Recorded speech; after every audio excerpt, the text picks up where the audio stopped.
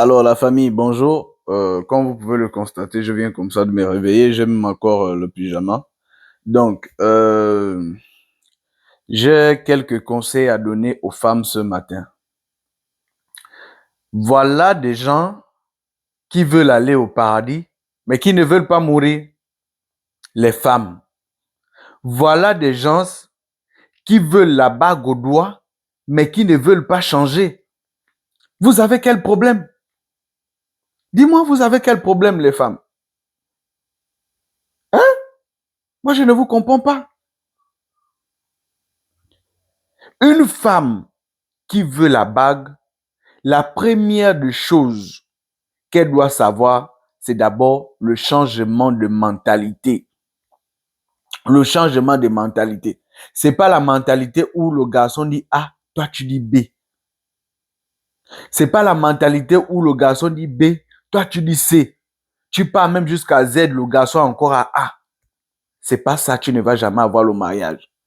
Et quand tu veux le mariage, les copines ou les amis, ça c'est choisi maintenant. Ou à la limite, ça s'abandonne maintenant. Pourquoi? Parce que à travers tes amis, on peut distinguer la personne que tu es. À travers même les chansons que tu écoutes, on peut distinguer la personne que tu es. À travers les endroits que tu fréquentes, on peut distinguer la personne que tu es. C'est pourquoi vous allez toujours voir les femmes qui ont la bague, sinon les femmes mariées, ils ont toujours une mentalité comme si elles étaient des femmes bêtes en fait. Parce que vous leur appelez comme ça. Pas moi, hein, vous leur appelez comme ça, vous les chisa. Vous qui espérez avoir la bague là. Oh, toi là vraiment tu es bête. Hein. Ton gars te parle, tu es là, tu ne réagis même pas. Hein. Ton gars t'appelle, tu es en train de boire avec nous, tu te lèves, tu pars. Ça c'est quoi? Hein? C'est quoi? Tu es en prison? Maman, elle n'est pas en prison. Elle n'est pas en prison, elle réfléchit. Elle réfléchit. Elle sait que le chef de famille a appelé, je dois rentrer même si je suis avec mes copines. Mais toi, tu réfléchis à l'envers. Tu veux tenir tête à l'homme. Elle n'est pas bête. Elle est à la maison parce qu'elle respecte son mari. Elle ne vous fréquente plus parce qu'elle respecte son mari.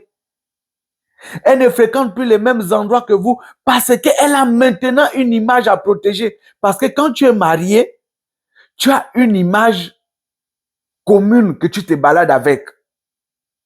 C'est ça. Tu as l'image de ton gars, tu as l'image de ta famille, tu as l'image de ta belle famille. C'est ça une femme. C'est que tu fais déjà attention à tout. C'est pas l'homme parle, tu ne vas jamais avoir le mariage. Sache que quand tu es dans une maison où tu parles, l'homme ne parle pas, c'est qu'il veut te baiser, après il te laisse à un moment donné. Parce qu'on n'attire pas le chien avec le bâton.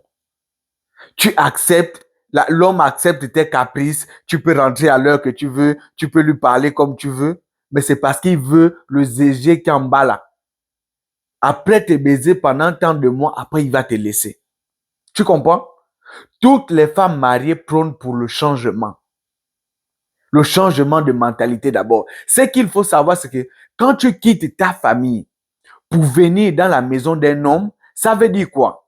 Que tu prends quelques conseils de ta famille là-bas et tu viens ajouter pour t'adapter à l'environnement de ton mariage. Et quand on dit mariage, c'est d'abord l'homme. La manière que ton homme se comporte. Et en ce moment, tu fais quoi? Tu essayes d'amener les zones positives à côté de ton homme. Même quand l'homme parle, même s'il a tort, pour une femme respectueuse, tu donnes d'abord le respect. Le respect, c'est quoi? C'est de rester d'abord tranquille. Et le lendemain matin, après quelques bisous, après le café, tu dis, ah chérie, hier ce que tu as parlé là, c'est vrai.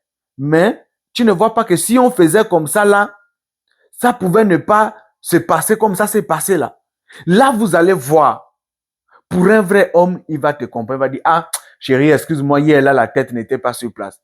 Mais si sur le coup, tu réponds à ton homme, mais entre toi et l'homme, qui peut chasser l'autre?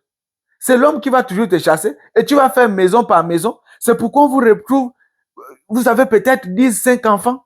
C'est ça, sans homme. C'est ça là le problème.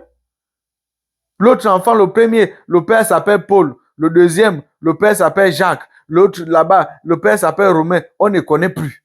Pourquoi? Parce que ton orgueil envahit ton esprit, envahit ton corps. Parce que pour toi, l'homme et la femme fait un. Ça n'existe pas, maman. Si c'est ça là, tu ne vas jamais avoir le mariage. Au revoir.